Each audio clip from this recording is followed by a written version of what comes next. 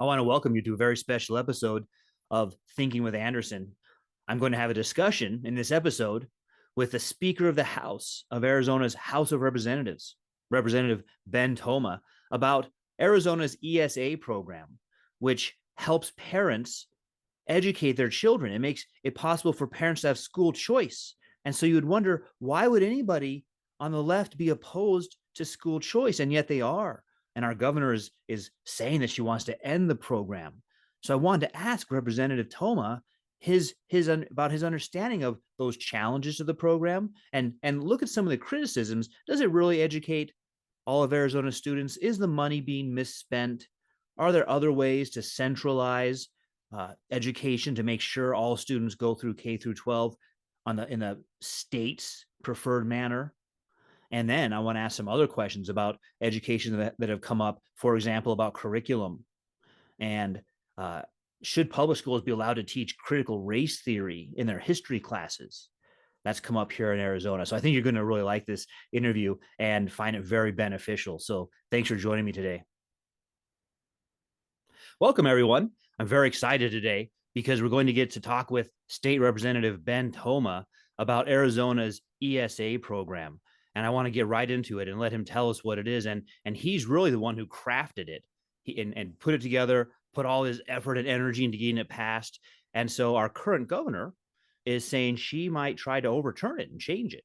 And that leads to a lot of parents who are in the program having questions about the future of school choice. Will they still be able to choose what they think is the best way for their children to be educated? So thank you for being with us today so much. Oh, thanks for having me. Appreciate the invite always. Well, and again, thank you for all the work you do. The last time we talked, you explained how much effort it took to make this do this right, to really put the ESA on the right track so that it would survive any legal challenges. Yes, and as it turns out, we did survive the legal challenges, and not only that, but we've survived political challenges thus far with the program. So, by a little bit of history, first of all, Arizona has been kind of a leader in school choice for some time. First, we did open enrollment, which some states are still unable to do, and still sort of working hard to do. In addition to that, we have the original charter school program that was created, 25, 30 years ago now. And that's been an important step towards school choice. We had the original ESA program, which was very limited, was only for special needs children, and that was in 2011. So that's been, what is that now, 12 years ago?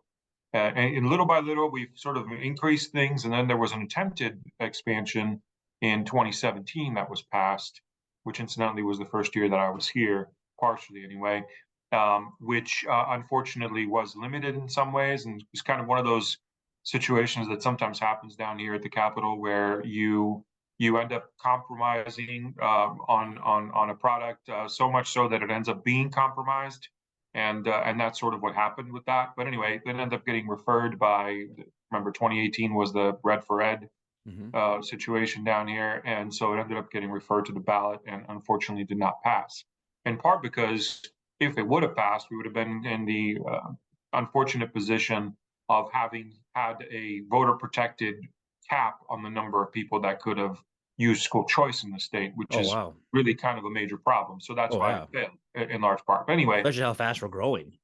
right, exactly. That's another reason that was not a good solution, really. It ended up being compromised in the final order to get it passed. Anyway, so fast forward, then 2020 came along. Well, 2019 first. It ended up being a big tax fight. 2020 came along, and you all know what happened. Come March, everybody sort of shut down because of the pandemic, COVID, and whatnot. 2021, we went back to work in a full legislative session, and it became a big tax thing because of, well, number of things that were happening. But it also started to highlight for me the need for school choice, because any parent that had children knows during that time that there was a remarkable difference between how private schools were Yeah. handling the pandemic and charter schools, for that matter, handling the pandemic, and how public schools were handling Mm-hmm. the pandemic. Well, and I think And so, it gave a lot of parents a view into the classroom too, correct. which then brings up problems about curriculum. Correct. And we can touch on that too. But yeah, that was a large part of it, even for me personally. Anyway, and then 2022 was, was one of those things where we had a lot of excess revenue. It became clear to me that we were going to have to spend a good chunk of it on K-12. And so if we're going to do that, we should get a really big reform out of it. And that's what sort of was the original genesis of going to full on expansion on school choice, which is the ESA program. So Yeah. the just to touch on a couple of things from a financial standpoint, because the Yeah. left likes to attack this. They say that school choice is unsustainable, that the ESA program, Yep. this has actually been part of the governor's talking points, That's one actually, of those buzzwords, that this sustainability. right, exactly. In this case, the alleged sustainability is that problem anyway is that this is going to bankrupt the state if this program continues to grow at the rate that is it grow. First, for me, the fact that it's grown as much as it has over just since really October, and I'll explain that in a minute, has been a huge success, right? Because Yeah. that means parents are choosing to use this program. Yep. For them, that means that somehow this is irresponsible. But here's the bottom line from a financial standpoint. We spend on average around $14,000 per child for public and charter education in the state. Yeah. The ESA program is $7,000 Yeah. per child. Now, I'm just saying for a regular child. There are some kickers that kick in if there are special needs and whatnot, so the numbers can be much higher. But those are for a very limited number of students that, interestingly, were already eligible for ESAs anyway. So it really isn't about the current program. But anyway, that's what it comes down to. Okay, so how could you possibly say that spending $7,000 per child is financially irresponsible when you're spending 14? Because they're also not spending the additional 14, right? It's not as if they're spending 14 and then another 7. Correct. Yeah. Because the way we fund our students here in Arizona is per pupil. So public schools get their funding per pupil, as do charter schools. Now, there is, to be fair, and this was known, so it's not like it wasn't known, but there is initial hit. And what I mean is there were a certain number of students that were either already in private school or already in homeschool that now are using the ESA that were not going to a public or a charter school. So that $7,000 per child is an actual increase in the total cost of education. But once that group of children is already on the program, then that's no longer an additional cost, because anybody that switches from a private school from a public school or from a charter school to a private or to a homeschool in the future is actually a savings overall to the system. Well, and also those are Arizona's children. Correct. Right. Or children in Arizona. I'm not giving Arizona ownership over them, but just saying those are kids in Arizona who Arizona should support their education.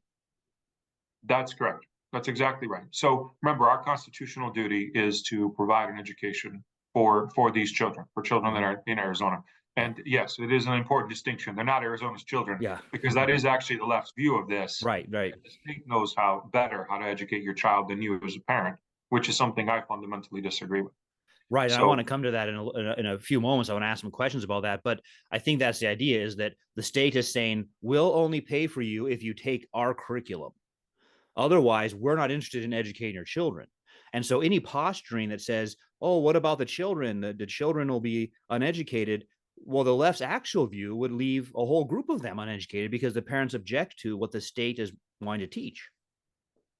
Well, sure. I would say, though, if they had their way, they wouldn't. The parents wouldn't even have that choice. Exactly. You wouldn't have a choice. You'd have to send your children to the only available option, which in this case would be a state public school. So, and what's interesting is that word choice is so important usually to the left, right? In pro-choice. But in this case, it's not pro-choice, and it's the thing that they would say they object to, which is a government telling you what to do. So in this case, they're saying, parents, you don't have a choice. You've got to come to our government schools. And I try to make sense of that. Like, how can they hold these contradictory thoughts in their mind? Do you have any idea, like, when you talk to colleagues, what their rationale is for that? Well, it happens here all the time. where the rationale escapes me. I don't quite understand it. But it's what happens when you have kind of a utilitarian point of view, which is that as long as I get my way, it doesn't really matter if it's intellectually consistent Yeah. or correct in any way. It's just what it's a relativist point of view, perhaps, Yeah. not a utilitarian point of view. That might be a better way of saying this. In other words, I happen to think that this is the best way because it furthers my viewpoint. And even though Wow. it's inconsistent, I'll switch to something else. Of course, I object when I'm in the minority, right? Mhm. But when I'm in the majority, Yeah. I want you to follow what I want to do. So it that's a different problem. You'd be surprised how many times that happens here, not just on this issue, but on other issues where, as a matter of fact, one bill last year had to do with ESG funding, and then had to do with funding or forcing banks to get rid of ESG. I don't know if you're familiar with ESG, but Hmm. the environmental social governance or Oh, something yeah. score, and almost like a social goodness score, Yeah. some in China type of thing. But anyway, they're not using it for individuals; they're using it for companies to some extent. But the example is that the very same day we had a bill on the floor banning the use of ESG, and then also another bill on the floor forcing banks to bank firearms manufacturers. Hmm. And the left made um, arguments against the ESG, and then also against the forcing firearms makers, and they made the exact opposite arguments in a Hmm. back-to-back bill. Yeah. And it's just kind of like, well, you, okay, if you Well, disagree, so that's fine, but at least be consistent. well, you're right, and you're not getting that, but I think you told us why, which is that they have a viewpoint they want to advance, and Correct. whatever means they have to use to advance it, they'll see that as justified for their greater good. Correct. Can you kind of The end summarize? justifies the means. Yep. Can you Yep. kind of summarize for us what do you think that viewpoint is that public school is advancing in their mind, and the curriculum that we can talk about in a moment is advancing in their mind? Like what viewpoint is it that they want so badly to be the ones who educate everyone else's children? Well, they believe in central control, specifically that of government, sort of secular central control is what, or socialism, some version of that is really what they believe in. Now, the interesting thing is they don't have a problem with say sending their children to private school. Mm-hmm. They don't mind exempting themselves, but I it's know they that's think the that thing. for Yeah.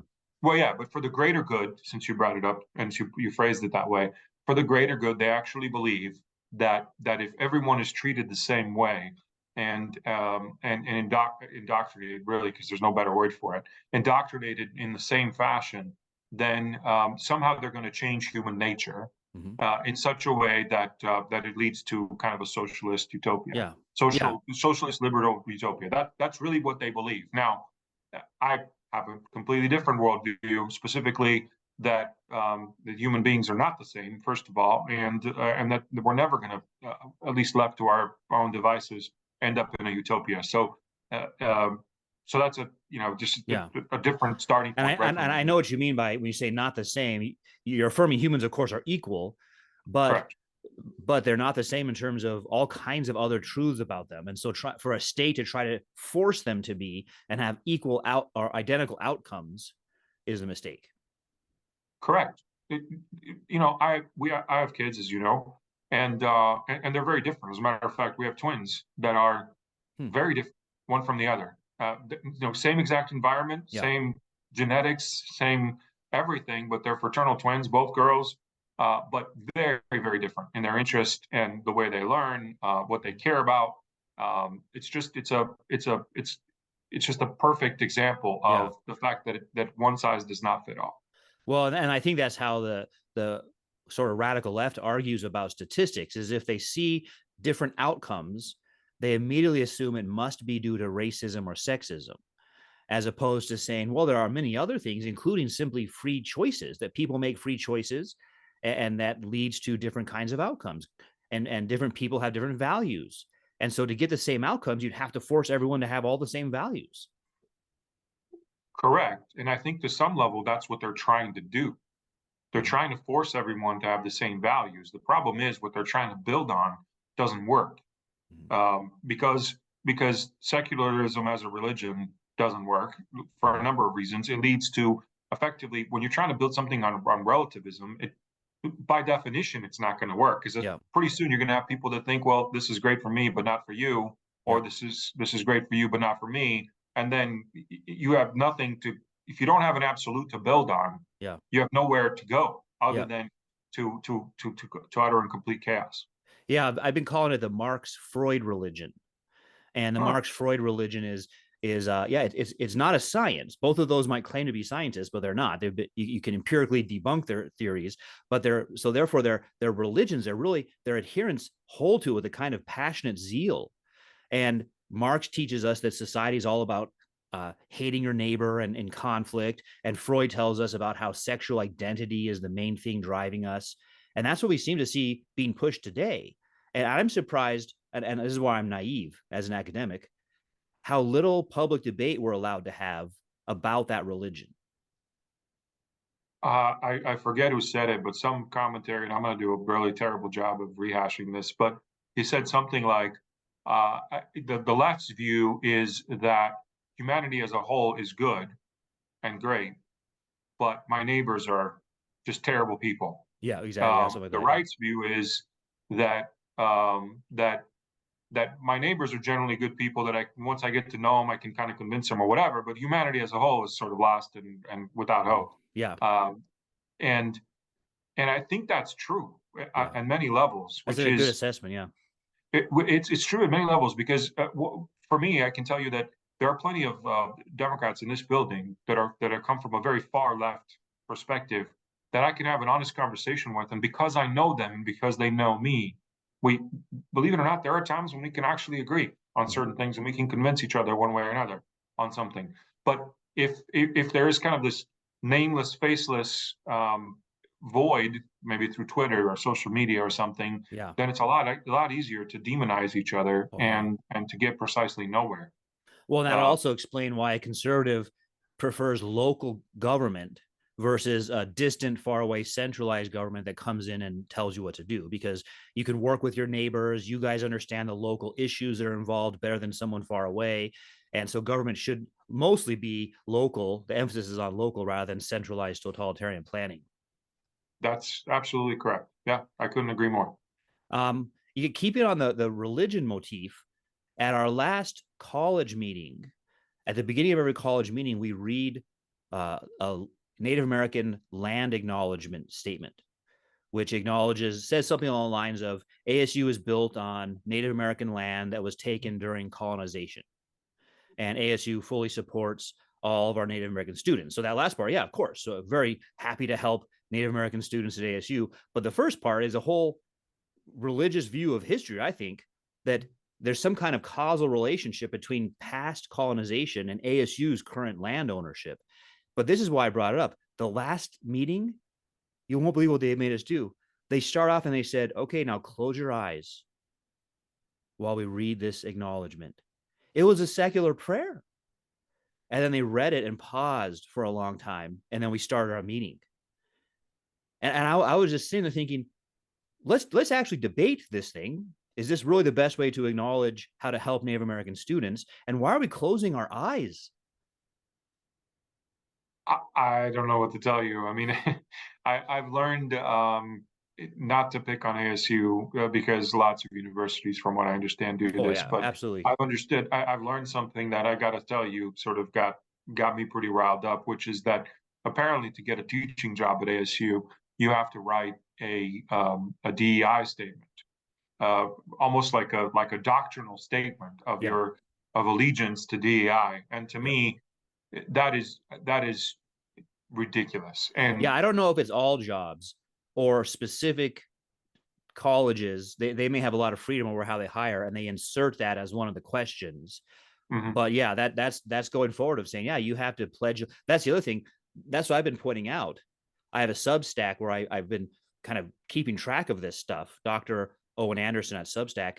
And on the one hand, you have this sort of prayer they made us do. And on the other hand, you're pointing out they have a secular faith statement. Right. Well, So, to so if you me, don't if it's you don't sign on their faith statement, you can't work there. Now we expect that from GCU, which is a private school, but not a state school. correct. But again, I mean, the danger of that, taking it to its logical conclusion, would mean that you'd have to have, say, an engineering professor teaching that might be really good at, say, their devotion to DEI, but not great at what they're doing. And then you have cranking out engineers that make bridges that aren't particularly safe or whatever. I mean, there's certain things that are just shouldn't happen. Quite Well, frankly, just it shouldn't happen. and this kind of gets us to curriculum because I think a kind of sleight of hand occurs. One of the main critiques of something like the ESA program, or when I bring up the need for free speech and intellectual debate, is they'll say, so you want parents who aren't trained at all teaching their kids that the earth is flat, or Dr. Anderson wants a public debate, so he wants every astronomy class to both give the view of the earth goes around the sun, and then they have to have equal time for some guy who thinks the earth is in the center. And so they kind of dismiss it as it's either our view or a bunch of ignoramuses.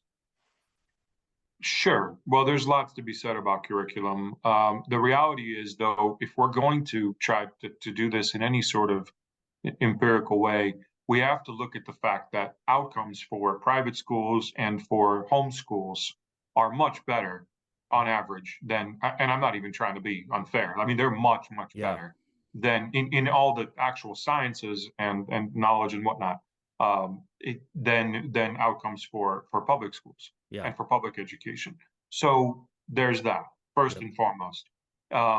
In terms of content, again, that goes back to who knows better what's good for your children. Is it you Yeah. or is it the state? Yeah. If it's if you're starting with the perspective that the state knows better, because maybe you have a couple of parents that are teaching that the earth is flat, then therefore we should just eliminate all parent choice effectively, which is where they go with it. Yeah. To me, I think that's a false conclusion. That's basically saying Yeah. because some people can't drive safely, we should never allow people to drive. Yeah. It's like, well, that's not how this works. There's a certain um, common sense factor that comes into this, and that's why I think we have to look at the overall, Yeah. which is what are the outcomes, Yeah. and are outcomes better for private schools, and by the way, Christian schools as well, private Christian Yeah. schools, which is very much part of the ESA program, and one that, and I got to tell you, I think my inherent belief is that, and I have reasons for this, but are that it's not just anti-school choice that the left seems to be just anti-school choice, but they're also anti-religious liberty, Yeah. and a lot of their objections are really just masked religious bigotry. Yep. Well, Um, that's what you'll find is the main concern. This really got uh, under their skin, so to speak, when not when it was charter schools, but when it shifted to now this could be used for private school education. And well, that's correct, largely going to be Christian. Now, interesting, it doesn't have to be. If there's an atheist public school, a private school, and you got to correct. sign the Communist Manifesto for your kids to go in, they can go there too. Correct. Also correct. Yeah, absolutely. Well, that's the whole thing. Everybody's saying, well, by doing this, you're anti-public school. I flat out reject that. I'm not anti-public school. Now, I think most parents should decide what's best for their kid. If you want to, if your child is really into, say, football and wants to go to a big public high school because they want to play football, okay, that's fine. You as a parent can choose that, and for them, they can make that decision on their own, and that's what they want to do. But the other part of this that I think is often not talked about is that this actually acts as almost like an insurance policy for public schools as well, to not go kind of nuts with some of their curriculum, Yeah. because now parents have a choice that they didn't have before. Right. They can choose to go a different direction Yep.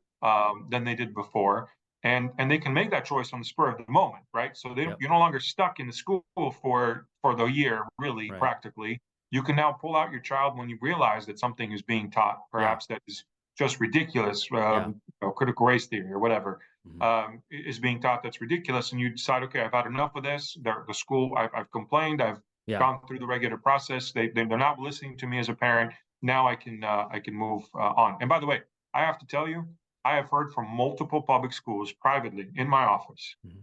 that have told me, thank you for doing this. Mhm. Because now Really? we can now stand up to the pressure that we're getting from some far left groups that Oh, have good. infiltrated educational organizations Yeah. that were pressing us to do those crazy things. And now we Yeah. can just say, we're not doing that because we're going to Yeah. lose the kid. Right. Well, that's good. And I think the way that that material comes into the classroom is usually by through one of the fields that I work in humanities, right? So you'll have a math class, and I do know there's stories about how DEI affects math classes, but in general, we all agree 2 + 2 is 4, and build up from there to other things. But it'll come in through an English literature class or a philosophy class or some such subject. History as well. History can be both objective, but you have this subjective interpretation. So I think that's where parents are drawing the line and saying, I don't mind my kids learning about slavery and the Civil War. I object to this spin on how all that happened. Well, absolutely. I mean, to me, it's ridiculous that we're trying to whitewash history because that's exactly what the communists did in my home country. For example, I still remember being taught as a little kid. I only did 2 grades there, but I still remember being taught some pretty incorrect things about what actually happened during World War II, as an example. Yeah. And because but the point is, when you whitewash history, when you try to change what actually happened, and when you try to say that it happened like the 1619 project. I'm assuming you've heard of Yeah. that. Yep. But it happened differently than it actually happened. You're actually enabling us to make those same mistakes as a Yeah. culture in the future. But you can't learn from something that if you were taught incorrectly what happened and what led to say X result, Yeah. then you're more likely to fall into that same mistake. Yeah. Well, and I think that that's why we have to value public debate on these subjects, meaning even when you don't agree with the other person, especially then, right? Because if you agree with the other person, you say, yeah, let's have a discussion. But especially when you don't agree with the other person, the only correction to poor theories is exposing them to the light of investigation and inquiry. And that's true in the sciences, but it's also true in philosophy or history. Absolutely. How that's the benefit is the iron sharpens iron. I know that's a very Christian thought, but still, it's very much the way it happens down here. And as a matter of fact, that's what legislative bodies like the one I'm in now Yeah, that's the whole idea. are supposed to do. Right? There's Arguing and supposed to be debating. public debate. Mm-hmm. That's exactly right. And we often sometimes we get frustrated with the other side. Sometimes my own caucus gets frustrated, and as the speaker now, I'm in a position where I have to often sort of mediate Mm-hmm. between various sides and Yeah. keep the body sort of focused on what we need to do. But the and so when you get irritated with someone because they're sort of going ad nauseum on some issue, the easy temptation is to try to shut them down. Yeah. Make some sort of procedural move to shut down debate. My personal opinion is that's usually a mistake, Yeah. even if it is frustrating because often when someone does debate and honestly debates, they end up revealing their philosophical basis to begin with. They're Yeah. revealing their biases, and sometimes it's better to just let them talk. Yeah. I know that's the truth. Yep. Yeah, I think just Abraham Lincoln paraphrased a proverb that way, right? To say something along the lines of stay silent till people think you're smart, open your mouth and they realize you're not. yeah, that's right. That's in Proverbs somewhere. I'm pretty sure Yeah. it is. That's Yep. right. There's a paraphrase of it, but yeah, that's right. So, yeah, let me switch to another topic that you and I want to talk about, which is there was a bill SB 1305 that banned critical race theory in K through 12, and the governor vetoed it. And so I just wanted to ask you, I don't think that wasn't your bill, right?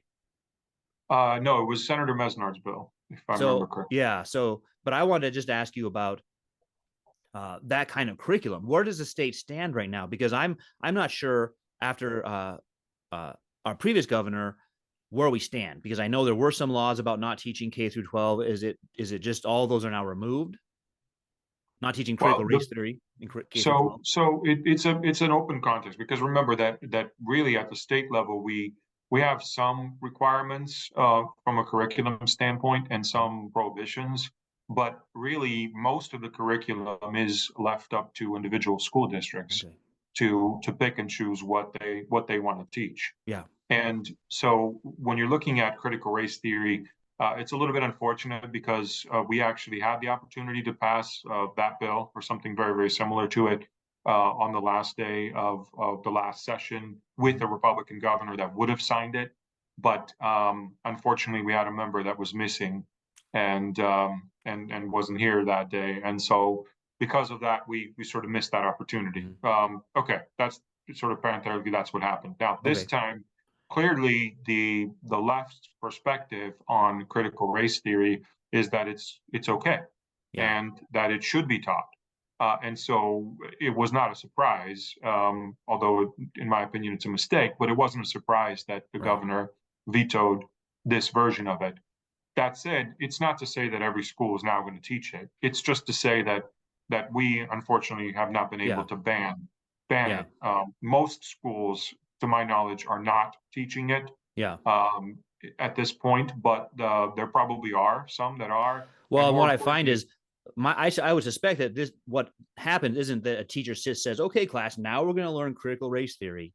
I think the way it works is that you'll have a history teacher and their entire way of understanding history has been infused with critical race theory. So they're not even necessarily that's right. aware of it.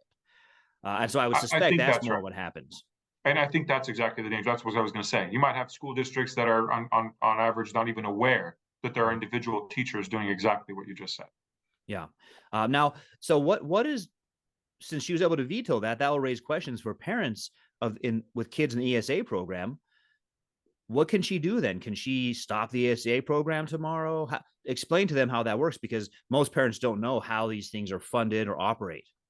Sure. So the ESA program is not a separate program per se.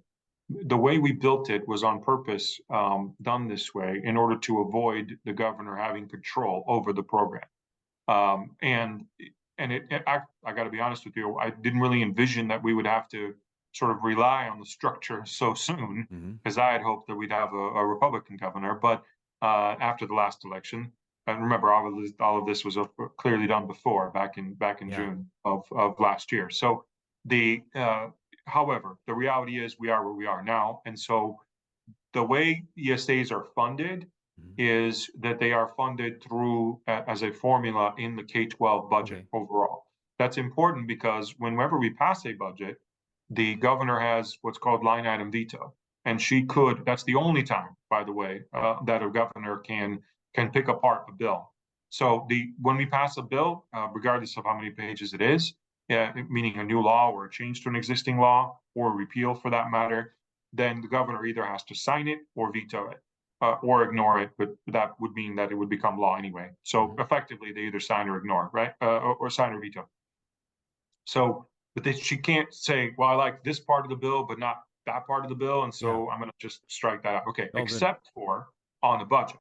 So on a budget, when you have all these line items and billions of dollars allocated, the governor can line out a certain item and say, I'm okay with everything else, but I'm not going to take this. This is going to be vetoed. So that was the fear, because that was the original program was set up that way. But now we have it set up as a formula in the K-12. So the only way to stop the ESA program would be to veto all K-12 funding in the state. Oh, wow. Okay. Which is the majority of our budget, which is never going to happen because that would defund every public school and every charter school as well. So that's the first bit of good news for parents. In other words, she's not going to be able to change it. The only way to change it, really, there's only two ways to change it. One is to change it through the legislature, much like the way we created it. So we created it by passing a bill, by negotiating, getting 31 votes here in the House, 16 in the Senate, and one in terms of the previous governor that signed it. So that's one way to make a change to a law, including to repeal the program or to limit it in some way. The other is to send it to the voters. And that would not be through the legislature, although we do have the power to send things through the voters without her in the legislature. But that would just mean an outside group, say some teachers union or something. Some activist group. Right, that decided to refer it to the voters and say, and make the case to parents that this is a bad idea and that we should repeal this program. So they've attempted to do that with the original. I think you probably remember that. That was last year. and they were not able to get enough signatures within the allotted time. The downside for us is that there's a lot more time now because Yeah. they have about a year before the next thing. However, I've got to tell you, the fact that so many parents have signed up Yeah. has actually, much like the charter program, for example, the left has been really anti-charters Yep. for a long time, but now they're so accepted and they're such a large part of Arizona families' choices in terms of where to send their kids that no one would even dare to Yeah. mess with that program now. And Yep. so very much sort of similar dynamic. So just to give you some numbers, the ESA program had at the end of say October or beginning of October, kind of right when that whole challenge part Yeah. was finally over with. We had about 11,000 kids in the ESA program at that point. Now we have about 50,000. Okay. So it's grown quite a bit. And as soon Yeah, as the that's school really year's big. right, as soon as the school year is over, I would expect, because a lot of people don't want to make those changes for their kids in the middle of the school year. Probably come June and July, I think you're going to see perhaps even more kids. Yeah. And by the way, at first it was mostly kids that were not part of Yeah. a public school that were signing on, but now there's more kids that are switching Yeah. from a public or a charter into the program.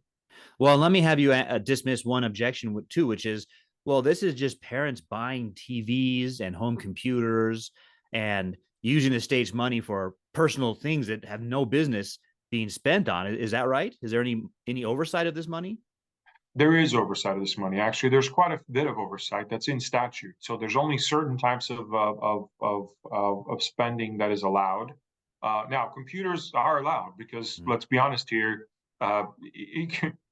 What can you do nowadays in the context of education, whether higher ed or K-12, Yeah. Yep. without being able to use a computer? Well, and my But kids went to public school for a while, and they each were assigned a computer, their own computer they could correct, use all year. And that's now correct. my kids are currently using the ESA program, and so they wouldn't have an individual computer like that without the ESA program.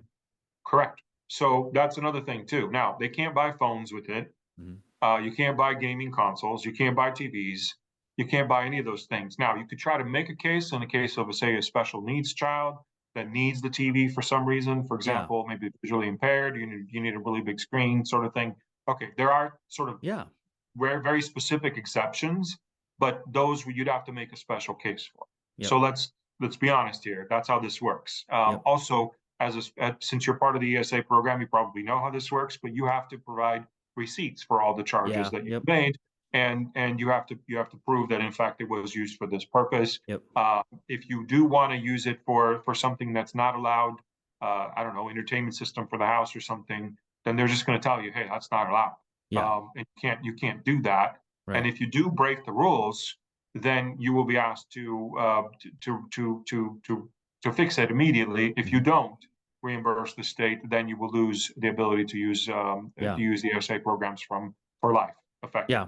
Yeah, I see how it's run right now, and they're very careful about it. So it's not just an open-ended thing where parents are taking family vacations and saying, "Hey, we're learning about the United States by going on a family vacation." It's nothing like that at all. Yeah, no, that's not going to happen. I mean, look, could it be that some parents, perhaps out of ignorance, maybe try to do something that's unallowed? I mean, yeah, sure, it can happen. Human beings being what they are.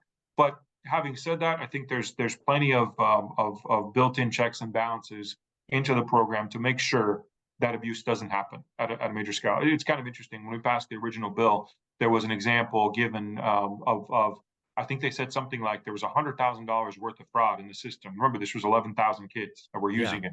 $100,000 worth of fraud in the system that was determined by an audit. And I'm going, okay, hold on a second, time out. Just one school district, which I believe was the Buckeye School District, had wasted $11 million Wow. that same year. Wow. And that's just one school district. And Yeah. you're sitting there scratching your head like, wait a minute, let's not have double standards here. Yeah. Yes, no system is perfect that has human beings involved. That said, that doesn't mean we can't have balances and checks and restrictions that make sense to keep people in line. And just Yeah. because one person abused a public school, that doesn't mean we're going to ban all public schools because one district Oh yeah, wasted exactly. money. Yeah. Or the driving So example you gave earlier was a good one. Like there's some poor drivers, therefore no one can drive. Right, exactly. It's false logic and not a common sense approach in any way, nor is it pragmatic to do any of those things. I get that they want to attack the program. One other point: we've had public schools for a long time in the state. We've had charter schools for a long time in the state.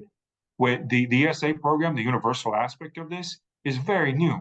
There's going to be a little bit of growing pains in terms of getting through kind of a process standpoint. There was a huge backlog of requests through the program before. That was in part because we had a superintendent of public instruction that did not like the program, Yeah. did not choose to follow the law actually and hire the people they were supposed to hire in the time they were supposed to hire. And so they're finally working on all that and getting that all up to speed. But it takes a little bit of time to get things going, and there will be a little bit of growing pains. Having said that, overall, the program is remarkably successful. Yeah. And that's why I'm really looking forward. I got to tell you, I firmly believe that when you start to look at the results of ESA kids and you start comparing them to, in mass anyway, to charters and to public schools, you're going to see that these kids outperform significantly, and this is a much better a program and a much better investment from the state. Further, I would also like to make the argument, as I've sort of touched on before, that this program will actually improve results in public schools as well, because public schools will have to make adjustments in order to compete. Yeah, competition is never bad. I mean, whatever model you're using, it always ends up making you have to try harder to make sure you're keeping up. Correct. Tell us, the governor referenced the Constitution in saying almost something like it's her constitutional duty to overcome or undo ESA because it's not sustainable. She means the Arizona Constitution. Tell us, what does the Arizona Constitution say about education? The only thing the Arizona Constitution says is that we have a duty to make sure that our children get or their children in Arizona get a quality education. So it doesn't require a specific type of education, like public school education. Yeah, absolutely not. As a matter of fact, that was litigated. When back when they did the charters. It was litigated back when we did the original ESA program in 12 years ago, as I said before. So the method was found to be constitutional at every level. It was the matter is clear. They didn't even attempt a recent court challenge on this because they know that they're going to lose on those grounds. But again, I think it's ridiculous to make the argument. Let me just put it this way, and this is not going to happen. But if it did, if every child tomorrow switched from a public school to an ESA program, we would save billions of dollars, billions of tax dollars. So how could it possibly be? Just a very simple, right? Math question. How could it possibly be that this will bankrupt the state? Now, it is true because our finance situation, our finance formula is so complicated that what would happen in that scenario is that the state would bear from the general fund would bear all of the cost of the ESA, and property tax owners would get all the benefit. But whether you're paying it as a resident, whether you're paying it in property tax or paying it in income tax or sales tax, you're still paying it. So if you save half or nearly half per child, that's still a massive savings in terms of the total cost of the state. So yes, we might have to tinker with the formula, is what I'm getting at, in order to sort of balance things out. Right. But the bottom line is it still costs a whole lot less to go the ESA route than the other option. And it may end up, as we take an empirical approach and look at outcomes, it may end up being not only cheaper, but more successful. Correct. Which is my motivation, first and foremost. Well, and so interestingly, I think the argument kind of comes back on the governor, because if it's true that we need to educate all students, whether they're going through the public education system or not, then a large group of them were being ignored by the state. That's absolutely right. They were. And as a matter of fact, that's why you had, I get this is political from a party line standpoint in terms of getting the original program done. But that's why you had actual diehard sort of lifelong Democrats come in and testify in support of the bill when we passed it, because they're from South Phoenix. They're from certain areas where they just don't have a lot of options. And they feel like that really sort of constrains the options of those kids and those families that live in those neighborhoods, and they really want other options. It's free choice for everybody. You have all these churches that have decent campuses that have been there for a while, that have classrooms. They use them on Sundays and sometimes on weeknights, but they don't use them during the day. You have, why not start, now that you have an opportunity to do that, why not start small private school Yeah. to give those kids an option? If I don't care what denomination you are, that's sort of irrelevant. What is relevant is that the kind of parents that take their kids to church are also the kind of parents that care about their kids' education. Yes, they may not have the means to live in a great neighborhood or perhaps in an area with good school choices. Yeah, But because now, you have to real quick just debunk this idea that you're talking about white parents. Many people go to church. correct, absolutely. As a matter of fact, the quite a few Pastor Drew Anderson, I think is his name. He came out to testify. He's black. He's from an area of South Phoenix that's primarily black and African American descent, and they really wanted this diehard Democrat. And as a matter of fact, I think part of his almost kind of fire and brimstone sort of testimony in committee was, and he pointed out, he said, "I donated to all of you Democrats, and you guys really should be proposing this and should be pushing this forward because it is a solution for these neighborhoods." Yeah. And yet they don't want to do it. But I do want to debunk this because it is. I think you kind of touched on something, because often when someone wants to object to something, they try to just almost straw man or to kind of change the subject and sort of make this about race or about gender or something like that. It's just ridiculous. The reality of it is the rich already have all these choices. Yeah. It's precisely those that are not rich that need the choices. And so to make the argument that this only benefits the rich, to me, is intellectually dishonest and quite frankly stupid. Well, it is, like you said, it's a straw man, and it's an insult. It's an ad hominem, because it's simply not the relevant point. The question is, does this serve all in the community? Can all parents take part of it? And the answer is yes, they can. And on top of that, if you want to be empirical, and you've seen the failures of these public schools year after year, decade after decade, isn't it time to say we need to do something different? Something's not working. Exactly. That's the thing. It's how many I've been here for almost 6 years now, down at the Capitol, and it's always the same thing. It doesn't matter how much we do. The K-12 needs more money. They would solve the problems if they had more money. And I remember at various points asking some of my friends on the left, okay, well, how much money do you need? What would be fully funded? Because that's sort of the Yeah, that'd be a good number right? to get. It's not fully funded. What's the check? Well, one, they can't agree. Secondly, even if you do get a number, it's some number that's basically more than our entire state budget for everything combined. Yeah. And yeah, like I said before, when you look at outcomes, the outcomes for many charter and private schools are much better at a lower dollar amount than their counterparts in a public school. Yeah. And so I've seen international numbers like that, because people will say American schools are so far behind, and usually from the left, they're critiquing like we need more money to do this. But the truth is, when you look at the numbers, I think maybe there was one or two other countries that spend more per child, like Switzerland might be up there if I remember. But almost every country that's spending more, we're towards the very top, if not the very first. Then you look at outcomes, we're not even close to it. And you look and you see who is up there. And then you look back at how much they're spending per child. It's not based on money. It's something else is going on. I think that's right. And that's because, again, fundamentally, and I don't know much about the education system in other countries, I'll admit to that right up front. But I will say this. I do know that there are differences between human beings, as I've said before. And for us to think that one size fits all is going to work and it's going to lead to good outcomes is just ridiculous. As I touched on before, every kid is different. Yes, some kids learn great in that kind of environment, in a public school type of environment, but many don't.